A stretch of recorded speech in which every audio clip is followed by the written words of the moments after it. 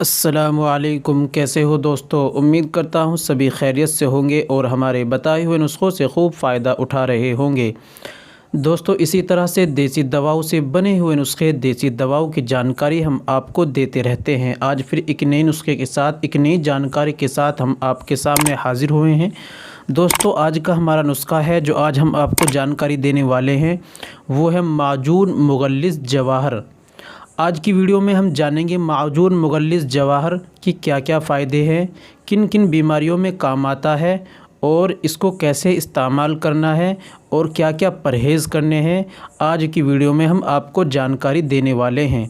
इसलिए दोस्तों, जानकारी पाने के लिए आप हमारे साथ वीडियो में बने रहिए, वीडियो को मुकम्मल सुनें, स्किप न करें, इंशाअल्लाह आपको फ़ायदा होगा। चलिए दोस्तों, शुरू करते हैं। शुरू करने से पहले हम आपसे गुजारिश करते हैं कि अगर आप हमारे चैनल पर नए आए हैं या अभी तक आपने हमारा चैनल सब्सक्राइब नहीं किया तो जल्दी से चैनल को सब्सक्राइब कर दीजिए और घंटी के बटन पर ऑल पर लाकर क्लिक कर दीजिए। इससे होगा कि हमारी आने वाली वीडियो यानी आने वाला नुस्खा आपके पास सबसे पहले पहुंच जाया करेगा। दोस्तों, इसी तरह से देसी दवाओं से बने हुए नुस्खे और देसी दवाओं की जानकारी हम आपको देते रहते हैं। चलिए जान लेते हैं आज के नुस्खे के बारे में। दोस्तों, आज का नुस्खा है जो आज हम आपको जानकारी देंगे वो है माजून मुग़ल्लिज़ जवाहर।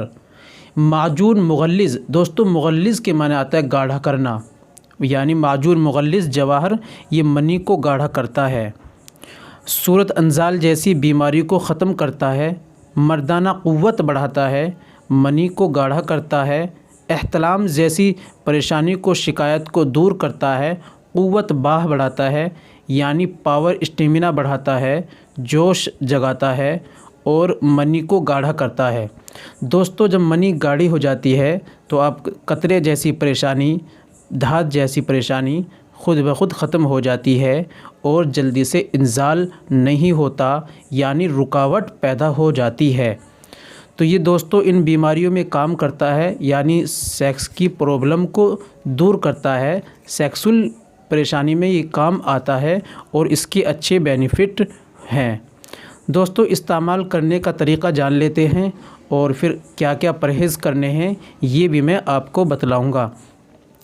दोस्तों, परहेज़ की बात करें तो हमें परहेज़ में गोश्त नहीं खाना, छोटे का या बड़े का, अंडा नहीं खाना और हमें चाय नहीं पीनी और तली भुनी चीज़ों का भी हमें बहुत ही कम सेवन करना है, ना ही करें तो बेहतर है। पेट हमारा बिल्कुल दुरुस्त ठीक रहना चाहिए।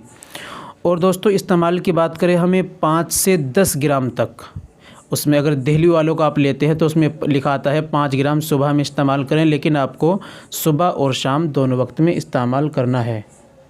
आपको 5 से लेकर 10 ग्राम तक, यानी 10 ग्राम से ज़्यादा नहीं लेना। सुबह में खाली पेट दूध से इस्तेमाल करें और शाम को सोते वक्त यानी खाना खाने के 2-2.5 घंटे बाद दूध से इस्तेमाल करें।